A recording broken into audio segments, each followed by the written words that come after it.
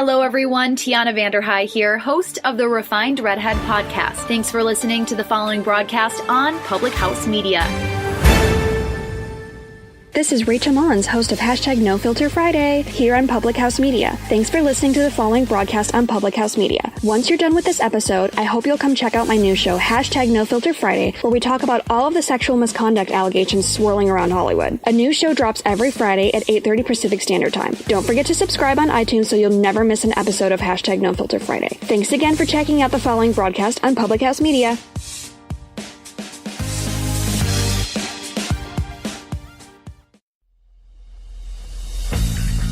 Throughout history, the course of sports has been shaped by one thing: the fans. From the moments you never dreamed of, Bobby Womack has saved the USA's life in this World Cup! Paul, the runner! Loose ball! It's good! Gonzaga! The slipper still fits! To the moments that still give you nightmares. Behind the bag! It gets through Buckner! Here comes Knight and the Mets win it! He's in! Patriots win the Super Bowl! Brady has his fifth! through the good and the bad, fans have helped change the games we watch and the players we love. They may not be the most logical people. You are a factory of sadness! I'll see you Sunday. But they know their teams better than anybody. They'll blow in the ninth. You may not always see them, but you know where to find them. After all, there's nothing quite like the view from the cheap seats. Broadcasting as part of the Public House Media Network. Grab a chair and enjoy all there is in The cheap seats.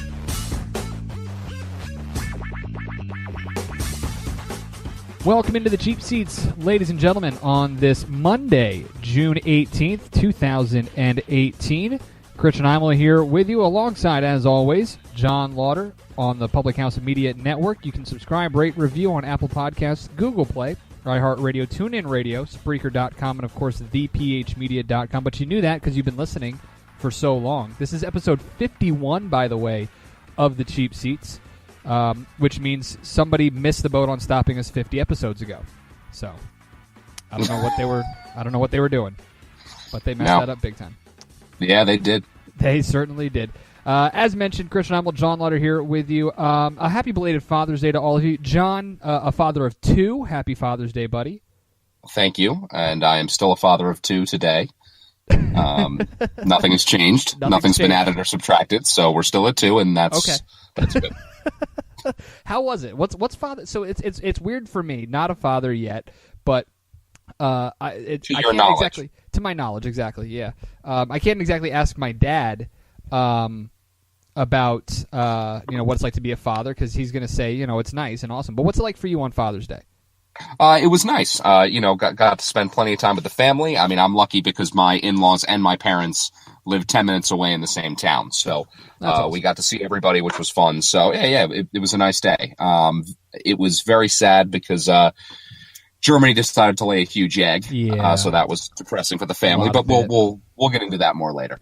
We're going to get into a lot of stuff here coming up in a little bit. We're going to talk, of course, the NBA draft is coming up this weekend. There's some interesting news going into it. We're going to revisit Friday. Matt and Jake had a father-child duo draft. And while they got, I think, the first two picks right, they completely missed the boat on everything else, in my opinion. But we'll revisit that in a little bit. Where we want to start, and John, I don't know, how this is with you, but for me and my dad, golf has been a big part of our bonding and things like that. Golf is huge for us. My brothers and I, my father, we all love playing golf. And I think one of my favorite parts about the U.S. Open is that it ends on Father's Day. That is so cool to me. I don't know why, but it's just really, really neat and fun. Championship Sunday for the U.S. Open is always on Father's Day. And I just go back to Payne Stewart in, I think it was 96, when he won his U.S. Open, beating Phil Mickelson, and he literally, as he's giving Phil Mickelson a hug, says, "Don't worry about this. You're about to be a father for the first time." Like, that's just really, really cool. That sticks out in my mind for some reason. But this U.S. Open is going to be talked about more for the poor play of the course and of its stars and how the USGA treated Shinnecock Hills than I think it will be discussed about how Brooks Koepka, who won the U.S. Open, by the way, is the first repeat champion since 88-89. Yeah, well, first of all, Shinnecock is an unfortunate name for anything, so we'll start there. That's an embarrassment, and whoever thought of that should be fired. Secondly, it's interesting because Koepka last year tied the record for the lowest total score in U.S. Open history at 16 under, and I think because of that, the USGA was like, okay, so we're going to show you how it works now, and we're just going to screw all of you massively. Yeah. And that's what they did. And to be honest with you, it was kind of embarrassing. All right. When professional golfers are looking like what I would look like if I was on a golf course, that's not good for the sport. No. Now, look, not that it's not funny to see, Phil Mickelson bat a ball around. I found that amusing, and it's embarrassing how people, had their heads up their butts and we're like, oh, he should be disqualified. Stop it. You're an embarrassment. But anyway, I thought that it really took away from the tournament. No, you should never have a professional golf tournament where the winner is over par. It just shouldn't happen. I'm sorry. It just should never happen. However, Brooks Koepka played really well. He deserved to win. Twice in a row has only happened 3 times. Hogan, Strange, and now Koepka. So you have to give him a lot of credit. But think about all the names you didn't have on the weekend. You did not have Tiger Woods. You did not have Jordan Spieth. You did not have Rory McIlroy. You did not have Sergio Garcia. Phil Mickelson wasn't in contention. Even though he made the cut, wasn't in contention at all. Correct. So many good players. Ricky Fowler. I think he made the cut, but he was not in contention at all. No. Justin Rose wasn't even in contention. Forget it. A lower name, but... Yeah, I mean, when you look at some of the guys at the top of the leaderboard, Tommy Fleetwood sounds like a made-up person. Okay? Xander, it looks like Xander. Yeah, well, Daniel Berger. I mean, most of these names sound like foods. And, this is not the way it should be. No. And the USGA should be embarrassed. I don't know if they are. They probably don't care. But they should be embarrassed because it was not a great look. But again, credit to Brooks Koepka. He fought through it. To win 2 years in a row, no matter what the situation is impressive. Because, again, it's only happened 3 times. Yeah, listen, I mean, the final round, I think, saved what would have been a really, really bad taste in the mouth for golf fans and for the USGA. Because when you look at this final round, and I'm just looking at the top 5. So Brooks Koepka, Tommy Fleetwood, Dustin Johnson, Patrick Reed, Tony Finau. Excuse me. Tony Finau shot a 72, which is +2, by the way, and was able to finish 5th in that. Patrick Reed, the Masters champion, shot a 2 under, 68. Dustin Johnson shot even par and kept it close.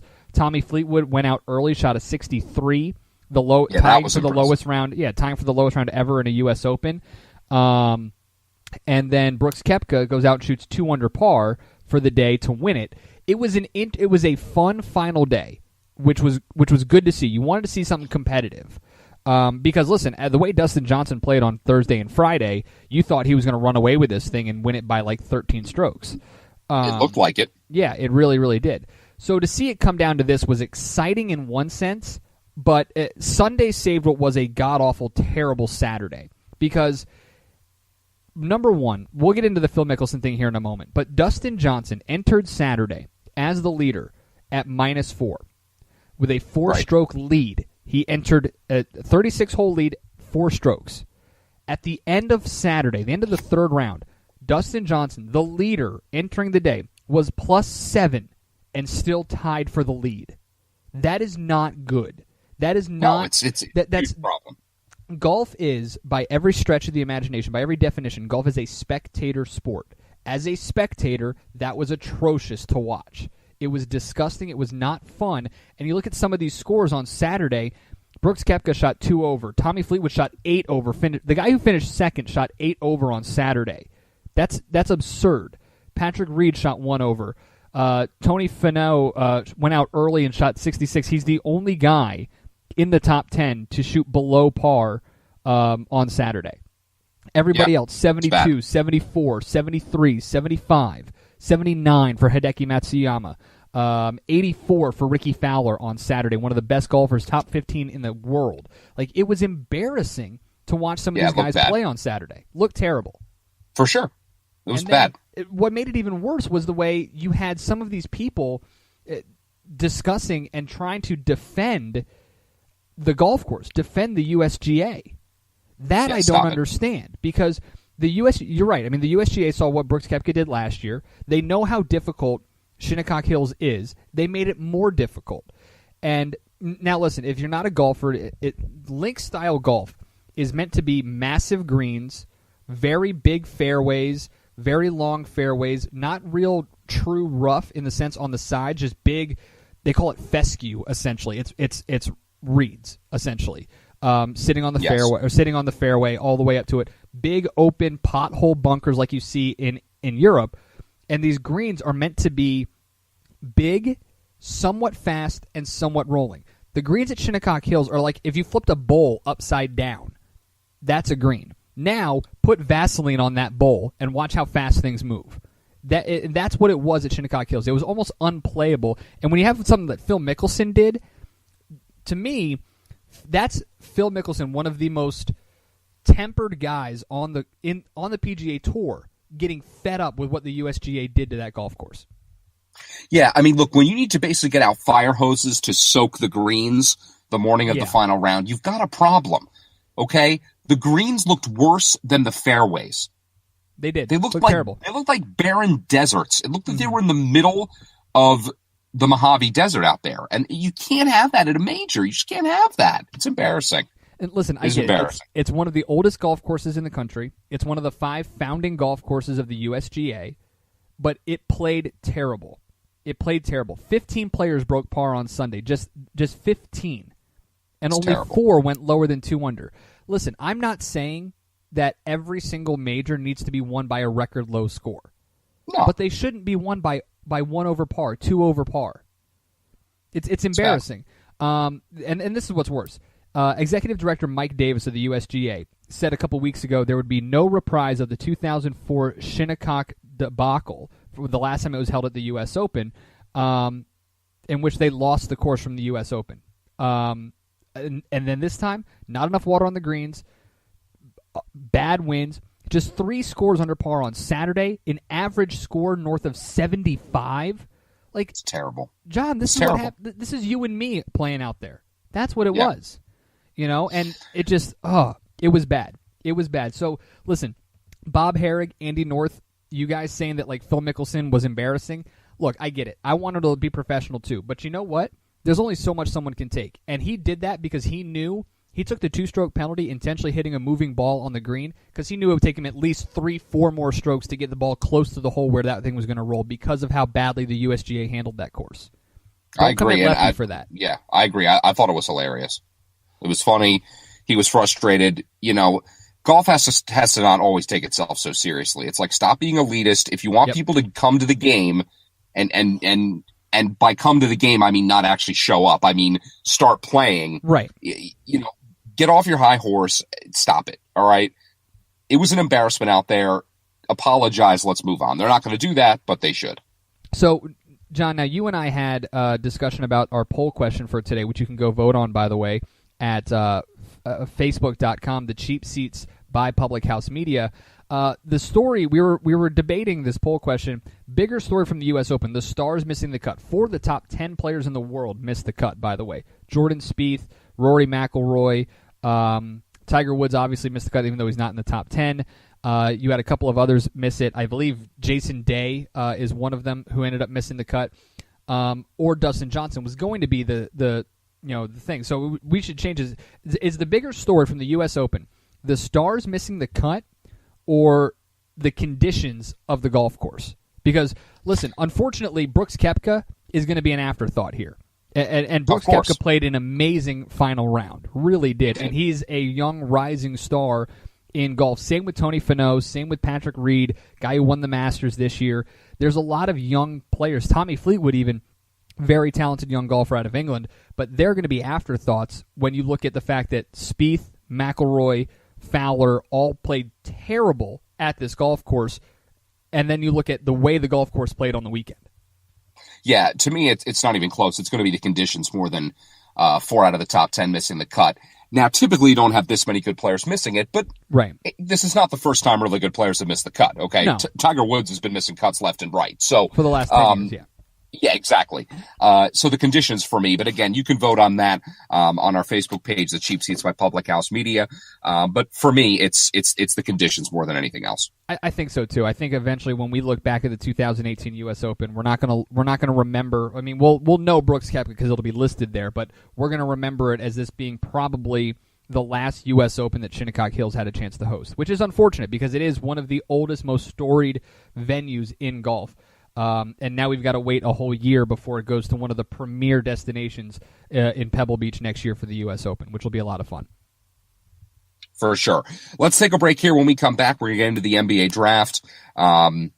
Actually, no, we will not. That is segment 3. It would really help if I read the rundown. When we come back, okay? I only put it together for you to read. It's fine. Yeah, whatever. So on Friday... basically, Christian's shoulders hurt from carrying the show. That's what he's trying to say. So last Friday, Matt and Jake had this father-son duo discussion. We're going to tear it to shreds when we come back. So we'll do that. Then we'll talk NBA draft, some World Cup, some Mojo Monday. There's a ton left. But you're not going to go anywhere. The show's awesome, and you already know that. This is The Cheap Seats right here on the Public House Media Network. Hi, this is Emily. This is Lindsay. And this is Elizabeth, co-hosts of Beauties and Headcanons here on Public House Media. Thanks for listening to the following broadcast on Public House Media. Once you are done with this episode, we hope you'll come check out our show, Beauties and Headcanons, where we talk nerdy to you about fandoms, fan fiction, and all pop culture for nerds that you can think of. A new show comes out every Friday. Don't forget to subscribe on iTunes so you never miss an episode of Beauties and Headcanons. Thanks again for checking out the following broadcast on Public House Media. This is Kim Meyer, the host of Choose to Rise here on Public House Media. Thanks for listening to the following broadcast on Public House Media. Once you're done with this episode, I hope you'll come check out my show, Choose to Rise, where we talk about living with positive mindsets, how to increase our confidence, building our faith, and living out our life on purpose. A new show comes out via podcast every Monday, Wednesday, Friday. And if you want to catch the episode live instead, stop by Public House Media around 6:45 Central Standard Time, Monday, Wednesday, Friday as well. Don't forget to subscribe on iTunes so you'll never miss an episode of Choose to Rise. Thanks again for checking out the following broadcast on Public House Media.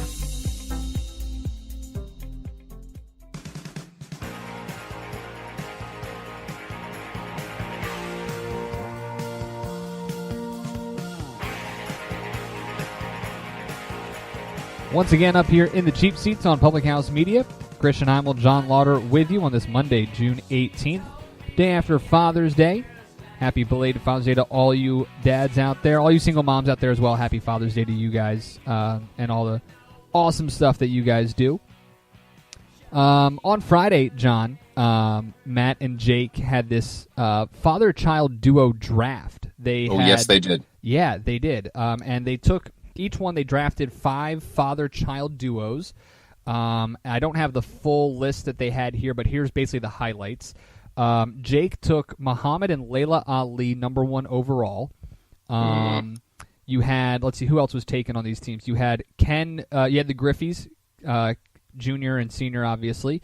You had the Hull family in hockey, the Howe family in hockey, Marco, the Andretti, the Petty, and the Earnhardt family in racing. So they're right there. That's, 7 of the teams. You had the Manning family taken. You had Steph and Del Curry taken as well. And then I cannot remember for the life of me the other one, but I do know for a fact, and I had some issues with this, Bobby and Barry Bonds were not selected. The Ripken family was not selected. The Boone family, as much as I cannot stand Aaron Boone, was not selected. Johnny, I'm a Red Sox fan. Come on, man. Game 7, the 03 ALCS, Aaron Bleepin Boone. I know we're on the internet, so I don't have to worry about FCC, but I don't want to, people, I don't want to say things that I shouldn't. But yeah, you do. You're just not going to. I'm just not going to, exactly. And then the Walton family wasn't. How in the world did Steph and Del Curry become the greatest father-son duo in NBA history? How? Yeah, it's how? Well. In their defense, okay, Del Curry was a much better player than Luke Walton was in the NBA. Much better. And okay. Steph is going to be a Hall of Famer. I'm not saying he's better than Bill Walton, but he's going to be a Hall of Famer. I just don't get, and maybe it's me because I didn't grow up a huge NBA fan. I had no idea who Del Curry was until Steph Curry showed up. I just didn't. That could be my ignorance growing up, but not to mention. I mean, the average run-of-the-mill NBA fan probably doesn't know a whole lot about Del Curry, but he was a really good outside shooter. He had a solid NBA career. I mean, he was a solid sort of six-man off the bench scorer and could shoot the lights out. But I actually kind of agree with the Currys over the Waltons because of how little Luke Walton did in the NBA. He did next to nothing. I mean, he may have more wins depending on what happens in free agency, which we'll get to in a little bit. He may have more wins as a coach than he does as a player, but yeah. Well, he won some titles with the Lakers too. He did when he was a player. So, yeah, I have a problem with the Bonds family not being on there. How do you have the Griffeys and not the Bonds? I don't understand that I don't get because to football, me, that's huge. That to me, it's the Griffeys, but not only that, like John, there are so many the Alomars. Like look at some of these players. Like baseball is the ultimate father-son draft that you can do for a duo in terms of like this is like the Alomars, Sandy and Roberto Alomar, Sandy Jr., Tito and Terry Francona, which many people don't really know that as much because of they know more because of Terry the younger, but like oh man, how do you leave out Bobby and Barry Bonds? How? And also, how do you leave out the Matthews family in football? Oh no, that was the one. That what Matt took because Matt's a Wisconsin guy. He did take the Matthews. I do now that you said that. God. I remember. All right. Now that you said that. Okay. Excellent. See that part of it I must have missed because I'm dumb. But anyway, I have a problem with the Alis being first. Really? As great as Muhammad Ali is, one of the 5 greatest athletes ever. I would take the Mannings because 2 of them are going to be Hall of Famers. Archie could have been a Hall of Famer if he didn't play on like the worst team in the history of the NFL. All 3 of them are college football Hall of Famers. And by most accounts, the other one, Cooper, was the best football player out of all of them. And correct. He never, but an injury in high school, he never got a chance to actually show it. So I would take the Mannings over the Ali. I like the racing ones, even though I'm not a big racing guy personally. I totally get why those were all in there. Completely logical. The Hulls and the Hows, definitely.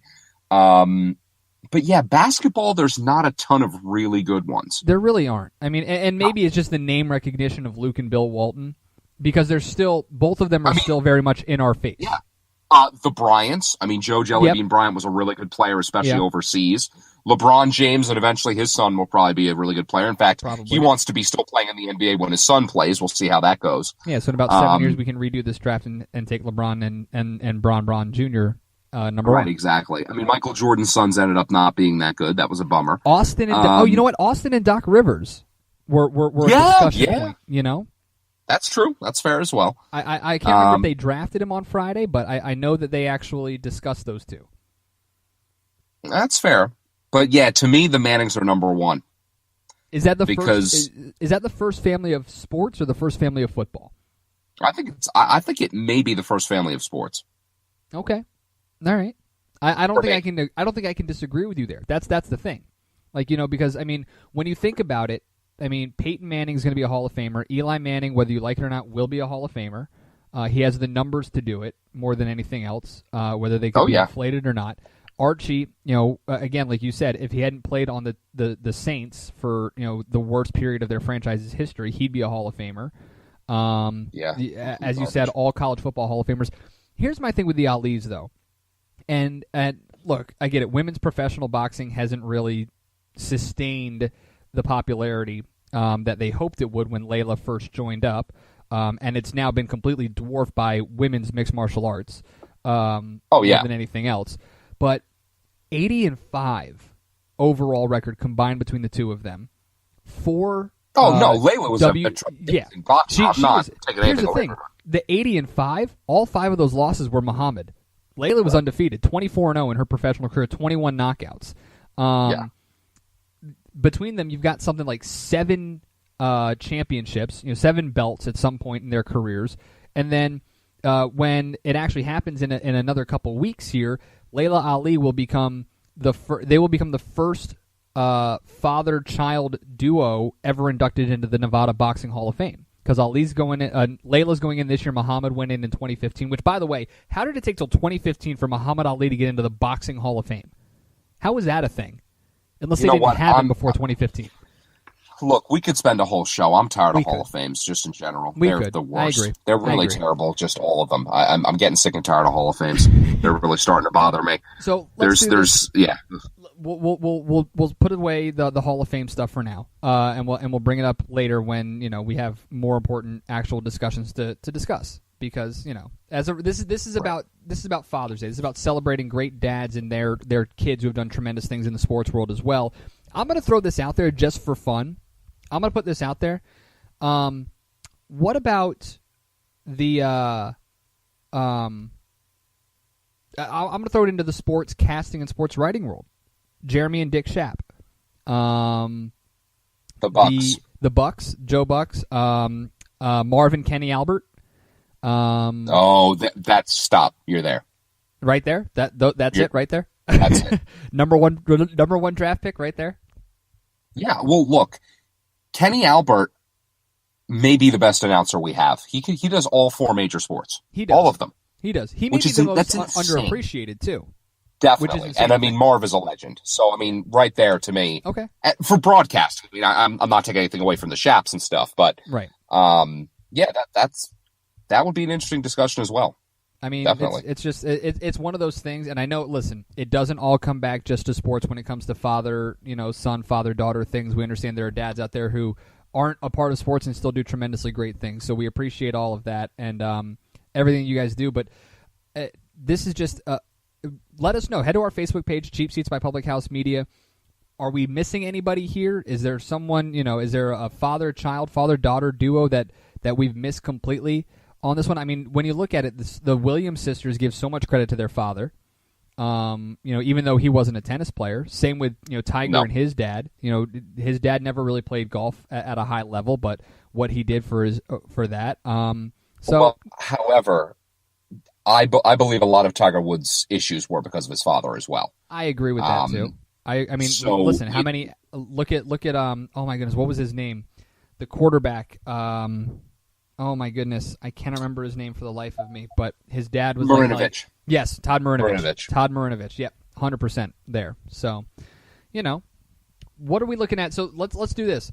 As we look forward, now that we've gone through some of the best father-child duos in sports history as of now, a look to the future. I mean, Prince and Cecil Fielder, of course, another one that we just completely forgot to mention there in baseball, which is tremendous that they're what they did for the same team too in Milwaukee, which is even better. As we look forward towards the future, John, other than LeBron James and his son, is there a father-son, father-daughter duo that could potentially be absolutely killing it here in a little bit? The Guerreros in baseball. There you go. I'm glad you said that. The Vladdy Jr. is I got to watch him play in minor league ball last year. Kid is a stud. Oh He's my ridiculous. Goodness. He's unnecessarily good. It's incredible. You've got, let's see, Pudge Rodriguez's son made his major league debut as a pitcher, no less. You imagine that, making it to the major league as a pitcher and your dad is a Hall of Fame catcher? It's crazy. That's not fair in my opinion. That's unreal. No, it's insane. But yeah, when you said future, the Guerrero one was the one that popped into my head right away because he's going to be a stud. Yeah, no, Vlad Jr. is going to be an absolute stud. So it should be a lot of fun. As always, it's a lot of fun here. Father's Day is a great day, a chance to do some stuff. And it is interesting to note how much of this does come back to baseball because even though as I was going through some of the greatest father-son duos in sports, the Dorsetts were one that popped up that not a lot of people mentioned. The Nortons in football, Ken and Junior and Senior. I believe one played for the Niners, one played for Dallas, if I remember correctly. But it's impressive. It's impressive to see. I always find it amazing these kids who try to follow after their fathers in these sports and are still just as good, if not better, even though with all that pressure from who their dad was. Like, for instance, David Robinson's kid is a wide receiver at Notre Dame. Yes. Like to completely forego the idea of playing basketball is impressive. Mike Golick's son, Mark Schlerer's son, pitched for the Detroit Tigers a couple of years ago. So to completely change sports is even more impressive too. Well, Barry Larkin's son's in the NBA, is he not? Yeah, Shane Larkin. Yep, former Miami guard. Yep. So, all right. He plays for your Celtics, I believe. Yeah, yes, he does. Yes, he does play for the 2019 NBA World Champion Boston Celtics. Yes, he does. Oh, it's good Lord. So long. All right, we're going to take a break. Stop it. All right, so we're going to take a break here. When we come back, we're going to talk NBA draft as we head into some basketball here. We'll talk about some of our thoughts on the mock drafts, some potential trades. There's a lot going on in the NBA. It's a great time of year for the association. We'll break that down coming up here. You are listening to the Cheap Seats on Public House Media Network. This is Sam Kirby, host of Cinema Stories here on Public House Media. Thank you for tuning into the following broadcast here on Public House Media. Once you're done with this episode, I hope you'll come check out my show, Cinema Stories, where we talk about movie and TV news and reviews, and maybe, just maybe, we'll learn a little something about ourselves. If not, then maybe I made you laugh a couple of times. I don't know. New episodes air bi-weekly on Tuesdays. Thanks again for checking out the totally spectacular following broadcast here on Public House Media. Tiana Vanderhei here, host of the Refined Redhead podcast on Public House Media. Thanks for listening to the following broadcast. Once you're done with this episode, you should definitely come check out my show, the Refined Redhead Podcast, where we talk to real people about relevant information in hopes of inspiring you to chase after whatever dreams you've set out to accomplish, persevering through whatever obstacles are in your way. A new show comes out bi-weekly every Tuesday, so don't forget to subscribe on iTunes so you never miss an episode of the Refined Redhead Podcast. Thanks again for checking out the following broadcast on Public House Media.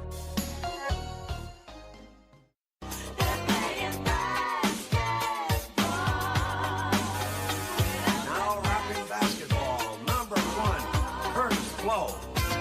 Basketball is my favorite sport. I like the way they dribble up and down the court. Oh, what a tremendous song. Curtis Blow, basketball. Love it. We're back here inside the Cheap Seats on the Public House Media Network. John Lauder and Christian Hyman with you this Monday, June 18th, 2018. You can follow us on Twitter if you dare. Follow Christian at Chris Heimel, CHRIS, HEIMALL. I almost said underscore. That's for mine. That's John underscore. Yeah, that's John underscore Lauder, JON underscore LAUDER. Real quick before we get into the basketball, during that break, you heard the commercial for the Something Redhead podcast. The Redhead podcast, yeah. That's right. And the host of that podcast was just named Miss Wisconsin. Yeah. So to give her some props, I can't really pronounce her last name, but I know it's Tina. Tiana Vanderhei. Tiana, that's it. See, you know what? I'm really bad at reading. It's okay. It's okay. Now, I don't know if you know this, Christian, but I was named Mr. New Jersey back in 2016. Were you? So I think she should have me on the show, and we could, talk about our wins. As you know, I was a nominee for Hofstra's Hottest Man back in 2010. That's factual. Yes. There's actually two of those photographic things evidence really of that, happened. Unfortunately. Two of those things really happened. I'll let you decide which one's not real. Yeah. So let's get into the NBA. Obviously, it was me. If you ever saw me, you'd cry. So NBA basketball, it's great. We love it. The draft is coming up, and there's just say what? It's the best year-round sport that there is. NBA. I don't know. I think the NFL's past it now. Anyway. I don't know. We can have a debate later. I mean, I would have agreed with you 2-3 years ago, but the NFL has just been they've been such a train wreck of late that it's like a year-round circus. But anyway, we can debate that later. Okay. First of all, just some quick news and notes. Obviously, unless you've been living under a rock, you know that Kawhi Leonard wants out of San Antonio, and everybody seems to want a piece. The Lakers want to bring in like 17 All-Stars and pay them all like $1 to get under the salary cap. The Knicks want him. The Celtics, who I think have the most assets, they want him too. And now there's a report that came out yesterday on Pro Basketball Talk on NBCSports.com that the Cavaliers have made calls to the Spurs. What would the Cavs give San Antonio for Kawhi? Would that, like, what, you trade LeBron for Kawhi? Stop it. No. That's ridiculous. But anyway, so obviously Kawhi Leonard is sort of a big piece of the puzzle right now. And I mean, he could literally swing a championship. If you could somehow get him, LeBron, and Paul George on the Lakers, now they wouldn't have a whole lot around them, but they would have a shot to beat Golden State for sure. So I'm intrigued to see where Kawhi ends up. And obviously that's a big part. Let me ask you this. Because I've been, this, I firmly believe that LeBron is staying in Cleveland. However, I firmly believe he is not. I have become more and more, I don't want to say open, but I guess accepting of the fact that he probably will end up in L.A. If he goes anywhere. It just feels like the Lakers, because they have the ability to get another Supermax contract out there to somebody. Yes. Since they only have 2 Supermax slots, if you're LeBron James and you're going to L.A., you can only have Kawhi or Paul George. Who do you want? See, that's not true. That's not true. Why not? Because Kawhi only makes $20 million, not $35. Oh, Jesus God Almighty! I hate everything. If you can trade the right pieces, like you'd have to trade Kyle Kuzma, Luol Deng, and then probably either Brandon Ingram or Lonzo Ball. Yeah, can you imagine the Ball family in San Antonio? That'd be hilarious. Anyway, I would love to see Popovich and LeVar Ball get into it. It'd be hilarious. There's no chance that the Spurs would take Ball. But anyway, if I'm the Spurs and I can get Kuzma, multiple first-round picks, and Brandon Ingram, I am like, yes, please, because I love both of those guys. You probably have to take Luol Deng, but if anybody could get something out of him in the last years of his career, it's Greg Popovich. But anyway, unless they can guarantee themselves George and Leonard, I would not want to go to the Lakers if I'm James. I know that because they have no shot against the Warriors. None. No. Wouldn't you rather stay in the East and just get to the finals again? Go to Philly? Absolutely. That's what, and that's the thing. Like I don't know. Other than Philadelphia, anywhere you go to be able to have a competitive shot against the Warriors, you're going to have to basically deplete the roster to be able for them to afford you, unless you do go and play for like $1 wherever it is, because you're going to make money elsewhere. And LeBron has already said he's not taking it's max deals from here on out. He's not doing any more of that charitable, I'll go to the Heat and only take $19 million. He's not doing that anymore. And look, I don't blame him. The whole Corey Dillon, let me go get a championship for less money and solidify my legacy. Okay.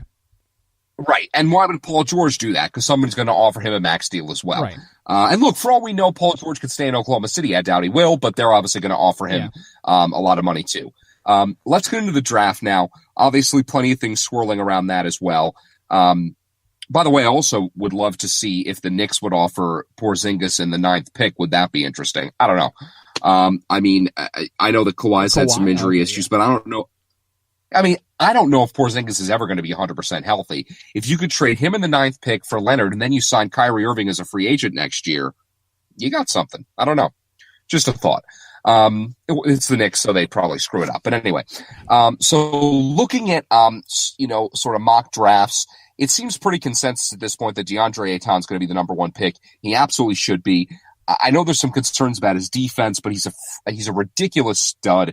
He can shoot threes. He's like a freak of nature. And he already played in Arizona, so Phoenix knows about him. You have to take him. I'm sorry. I know there's a lot of people that like Luka Doncic, but there is no way that I'm passing on Ayton with the number 1 pick. If Phoenix does not take him number 1, they're crazy. They're crazy. Listen, I like DeAndre Ayton a lot. I agree with you that Luka Doncic should not be number 1. I don't care that his coach is now the head coach of Phoenix. I don't care. But when you look at the history of anybody over 7 feet in the NBA, their legs can't hold up. I mean, how much longer is Joel Embiid going to be able to stand on 2 legs? To me, yeah, but Ayton's never had any injuries like Embiid had. I understand that, but to me, as I'm looking at this, Marvin Bagley and Jaren Jackson, they blow my mind. Both of them blow my mind. Jaren Jackson, his ability as a defender and then to be able to, he's getting so much better shooting the basketball from the outside. Yeah. And at his height, he's so talented. And Marvin Bagley right now checks every single box that you're looking for. Every single box. And I get it. Listen, 6'11 and 7'1", there's not much of a difference. But there's something about Marvin Bagley, and it you know how much it pains me to say that, Johnny. The fact he's a Duke guy, you know it bothers me to say that. But Marvin Bagley, to me, is the number one pick in this draft. Should be, at least. Okay, here's a couple of things about Bagley. Take it with a grain of salt because I hate Duke with all my soul. First of all, there was a picture taken of him trying out for the Kings. He was standing next to Peja Stojakovic, who's 6'9". They were the same height. So he's not 6'11". Even better. So he's not 6'11". Okay. I'm not sure how 2 inches less is better. He's not a great outside shooter. 6'9"? He's not Draymond Green. In terms of defense, not even close. He's probably better offensively than Draymond Green, but with the second pick in the draft, you want something better than Draymond Green. Okay? We all love Draymond Green because he was the 47th pick. If Draymond Green went number 2, we'd feel a little bit differently about Draymond Green. You're probably 100% right on that. And look, nothing to take away from him. He's a jerk, but he's a tremendous player. Bagley, look, I watched a lot of him in college. And at times he was the best player on the floor, and at times he disappeared completely. Yeah. To me, you're crazy to take him over Ayton. He's going to be a top 3 or 4 pick, which I agree with. I would take Jaren Jackson over Bagley. I think he's better defensively. I think he's better outside shooter. Jackson. He intrigues me more than Bagley does. Being out That's here just in the my Midwest, opinion. I watched a lot of Big Ten basketball this offseason, this winter. And him at Michigan State, he's so good. I got to see him live a couple times. Oh, so good. He didn't even scratch the surface because there was Miles Bridges. They underutilized him. They really did. If they'd utilized him more, I'm pretty sure they could have gotten to a Final Four this year. But and if Miles Bridges got hurt towards the end, correct? If I remember correctly, I don't even remember anymore. So listen, the debate for number 1 is obviously the most important part of this for the NBA draft. The next question becomes is not as many people are trying to say, who's the next Donovan Mitchell? Where's that guy we can find? Where's that next Kawhi Leonard that we can find at the 18 to 23 round or 23 pick range? The question is, John, and because as everything, it comes back to LBJ, is there someone at the number 8 pick that the Cavaliers can take that LeBron is okay with and wants to stick around for the one more year to see what happens? There are reports and there are rumors that LeBron James is really, really high on Colin Sexton and wants him with that number 8 pick. Do you know why he's so high on Colin Sexton? Why? They have the same agency. That's why. Yep, same agency. Listen, the kid's a decent shooter, and as Brandon Robinson told us a couple weeks ago, LeBron needs guys like that, like a James Jones type, like a Ray Allen type that he had. And I don't think Colin Sexton is that personally. He's too green for me. He's got a chance and could learn from LeBron, but I don't know if you take. There's a big consensus mock draft on NBA.com that has Wendell Carter Jr. at number 8. I think that would be a really smart move for them to shore up the post. I think that's just me though. Yeah. Now look, to me personally, or Miles Bridges. There's no one at the 8th pick that guarantees that LeBron stays. No one. Here is a player that I don't even really know how I feel about him. I think the best spot for Trae Young is Cleveland, especially if LeBron stays. Because, A, they don't have a point guard. Yeah. Okay.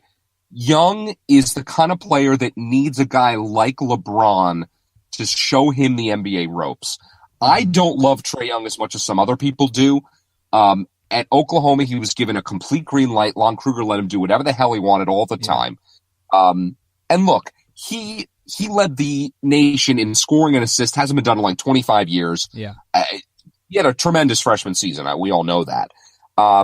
Because if he goes somewhere like the Knicks, it's going to be a disaster. It will be. Apparently the Knicks love Trae Young. Good God, I hope he's not there at 9. Because they're going to take him thinking he's going to be Steph Curry, and he's not. No. But to me, the best spot for him is Cleveland if LeBron stays. And if LeBron leaves, it'll be a disaster. Yeah. But for Cleveland, I would take Trae Young over Colin Sexton, especially for LeBron staying. I agree with that 100%. I like Trae Young better than Colin Sexton. But I mean, this is just me, and this is the style that I like. I prefer having that Draymond Green post type player, and that's why I think I love Marvin Bagley and Jaren Jackson and Wendell Carter so much. Even though that's not how today's game is. It's going to become cyclical again, where everybody's shooting from outside. Fine, let me throw it down low and beat you up down there. It's gonna eventually circle back to that. I don't know when it's gonna happen. I don't know if it's gonna be with this draft class or in 6 years or in 30 years. Who knows? But I love those guys down low. And listen, if you're comfortable with it from an injury standpoint, Miles Bridges is a phenomenal asset to have. Went to Michigan State, where who else have I been talking about a lot? Also went to Michigan State. That I mean, Draymond Green is another guy. He's built in the same mold as Draymond Green. From the same school, from the same coaching philosophy as Tom Izzo, and he's a little bit more experienced and more veteran than some of these other freshmen out there. So I love Miles Bridges, but I've been on his bandwagon for a couple of years now. But yeah, so John, I mean, I think here's one of the other interesting parts, and you're in the cheap seats here on Public House Media. Christian Heimel, John Lauder with you on this Monday, June 18th. The NBA sent a memo out to teams earlier over the weekend or late last week, which kind of goes to the point you brought up at the very beginning of this NBA draft about trading a bunch of first-round picks.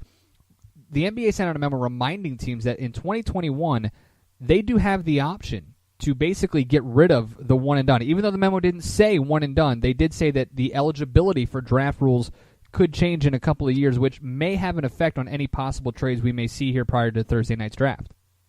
Yeah, and we had mentioned the possibility of trading a bunch of picks for Kawhi Leonard, stuff like that.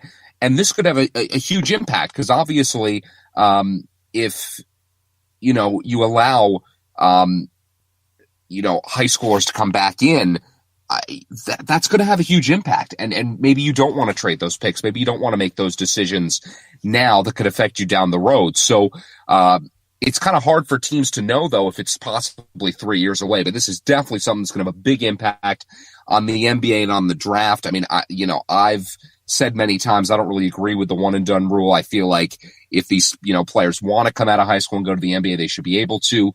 Maybe you make it where if you do decide to go to college, it's got to be 2 years. I'm not really sure 100% what the right decision is on that side of it, but I absolutely believe that high schoolers should be allowed to play in the league. And I hope that they change the draft eligibility before this. But if they don't, and I'm an NBA franchise, I'm real careful whether or not I'm going to be dealing any of my first round picks. Yeah, it's going to be kind of scary here to find out exactly what happens. But, I mean, you're right. Zion Williamson should be in the draft right now, and he's not. It's unfortunate. But, we'll see how that all pans out as we get a little bit closer to Thursday night. If it has any effect on any potential trades that could be coming down the pike here with the NBA draft on Thursday night. 45 minutes down. We got about 15 left to go here on this Monday, June 18th. When we come back, we'll get into the World Cup. Opening weekend was here. U.S. ratings down a little bit. Is that to blame for the U.S. men's national team, or is there possibly another reason why it's gone down a little bit here in 2018? Plus our Mojo Monday. It's all coming up in just a little bit. You're in the cheap seats on the Public House Media Network. Hi, this is Baxter Colburn, host of the Verse of the Day podcast here on Public House Media. Once you're done with this episode, I hope you'll come check out my show, Verse of the Day, where we take a look at real-world experiences and applications to one Bible verse every Monday through Friday as we get an idea of what it looks like to be a little bit better of a Christian and how we can make this world a better place, one verse at a time. I hope you'll join me every single Monday through Friday right here on Public House Media. And I hope you'll subscribe by going to Apple Podcasts or wherever you find good podcasts as well. Once again, thanks for tuning in to the following broadcast here on Public House Media.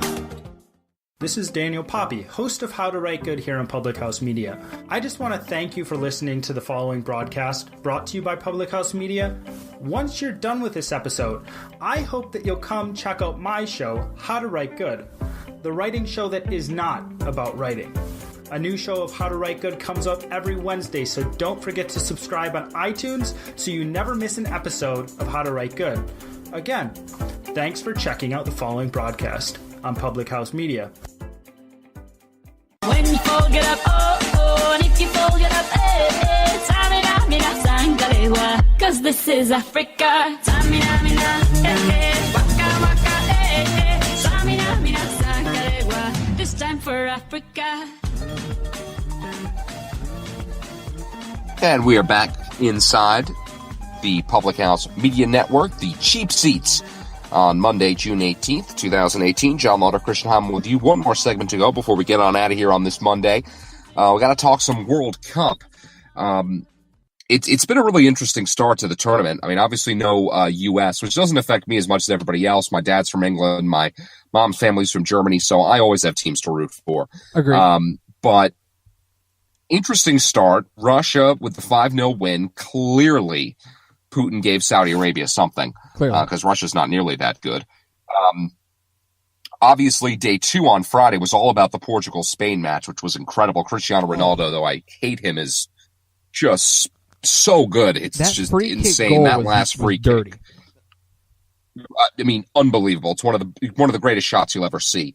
The use of video replay for the first time in the World Cup allowed France to beat Australia 2-1. Paul Pogba in stoppage time with the goal. Beautiful goal, and it absolutely was a goal. So good for them. Leo Messi chokes as Argentina and Iceland draw 1 apiece. Good for Iceland. They've been the story of international soccer for the last couple of years.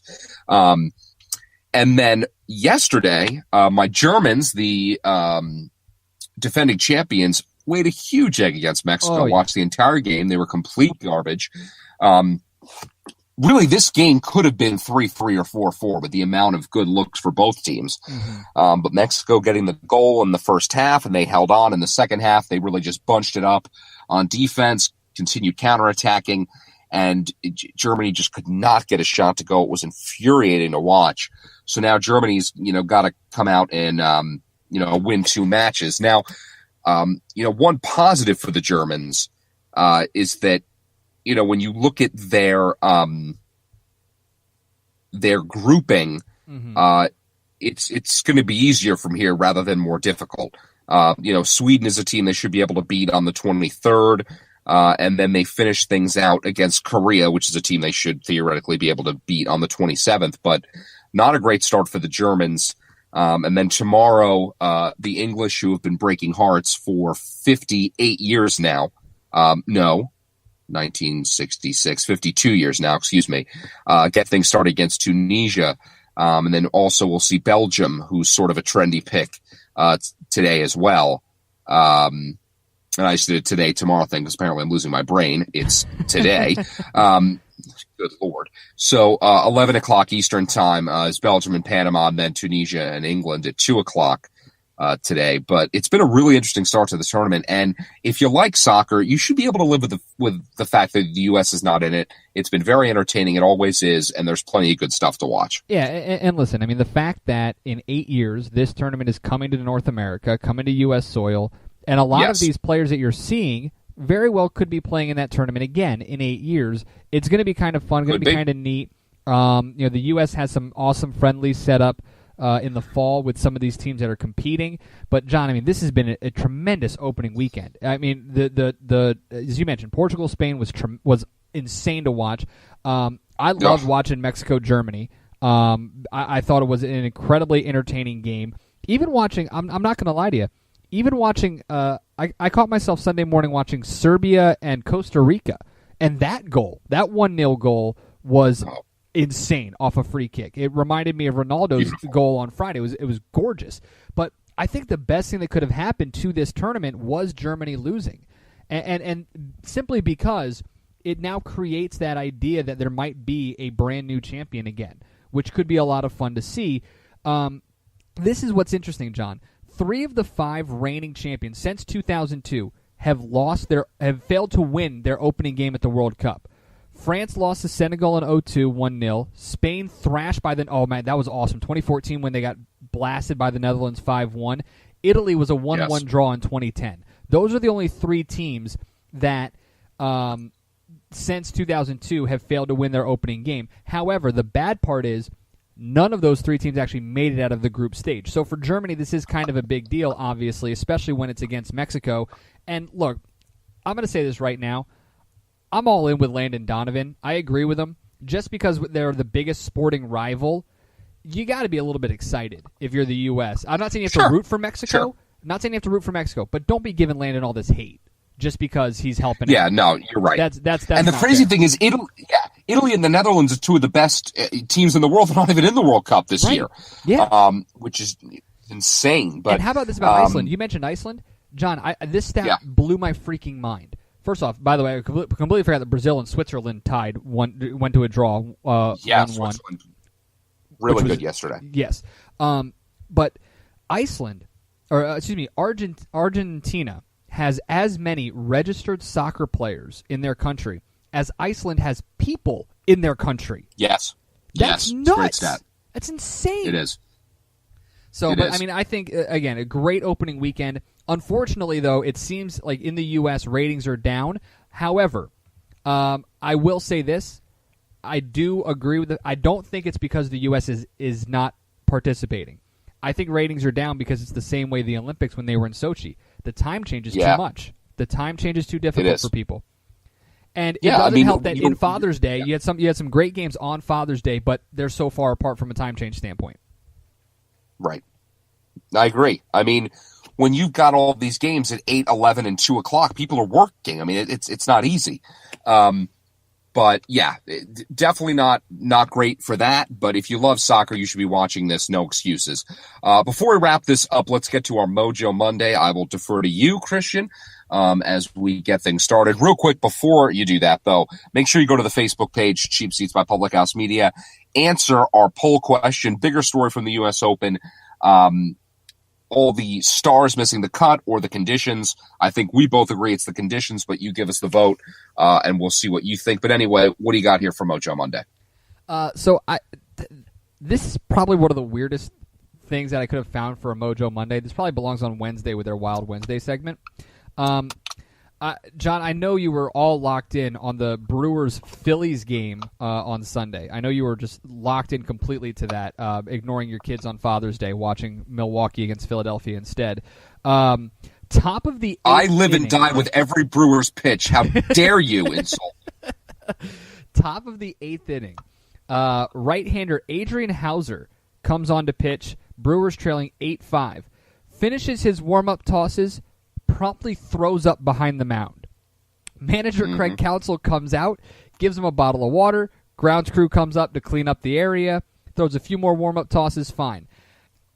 Gives off a leadoff double, and then gets a ground ball out for the pinch hitter. Throws up again.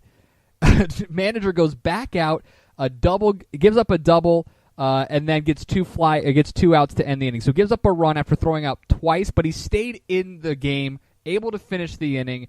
I'm giving my Mojo Monday to Adrian Hauser for at least continuing through. The dude threw up twice in the middle of the game, in the middle of the inning, and didn't check out of the ball game. So I'm giving mine to Adrian Hauser today. So I guess you're giving him good mojo then. Oh yeah, he's getting some good mojo. He's getting some good mojo and a bunch of like Dramamine or something. Yeah. Now, I don't want to make any assumptions, but he does pitch for the Brewers. It's a good point, and they do play in the game was in Miller Park, so basically sausages. He's an alcoholic. I was going to go sausages, but okay. No, I'm going hard liquor. He was boozing. Fair enough. Let's start a rumor. He was going full David Wells out there in the bullpen. I like it. Right. Now, you had asked me at the beginning of the show, what's it like to be a father? I'll tell you what it's like. You forget everything. I had a really good Mojo Monday, and I have no idea what it was. I should have written it down somewhere, and I didn't.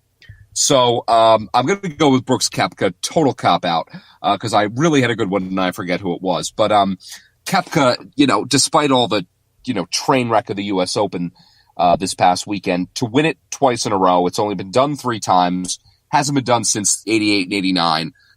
So that's 30 years, basically.